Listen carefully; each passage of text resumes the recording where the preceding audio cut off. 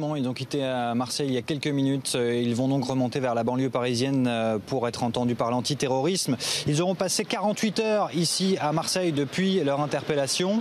C'est un délai assez long dans une enquête d'antiterrorisme. Pourquoi sont-ils restés ici? Parce qu'il y a beaucoup d'interrogations sur leur présence à Marseille.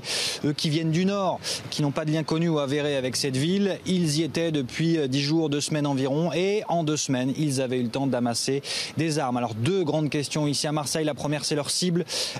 C'est lié à l'élection présidentielle. Il y a de forts soupçons que ce soit lié, mais est-ce contre un candidat? Il y a eu une photo où l'un des 2 terroristes présumés tenait un quotidien avec la photo de François Fillon.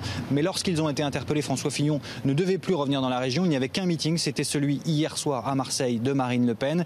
Il pouvait aussi également cibler des bureaux de vote pour le premier tour. Ce qui est sûr, c'est qu'on se rapproche évidemment d'un attentat visé à Marseille. Pourquoi? Parce que il y avait un plan de la ville dans cet appartement qu'il louait avec toutes ces armes et cet explosif prêt à l'emploi, ce qui veut dire que s'il voulait le transporter, il n'avait pas un rayon d'action très large.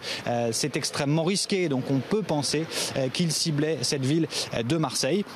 Enfin, il faut savoir que ces 2 hommes ne sont pas sans doute prêts à livrer beaucoup d'informations. Ils sont habitués des gardes à vue, de la prison où ils se sont rencontrés. Enfin, pour cerner les 2 profils, le plus jeune qui a 23 ans est habitué des fausses identités. Il est habitué à jouer un peu avec la police. Le deuxième aussi, le plus âgé de 29 ans, puisque lui, il avait carrément nargué les policiers lorsqu'il leur cherchait en adressant un courrier à la police de Roubaix.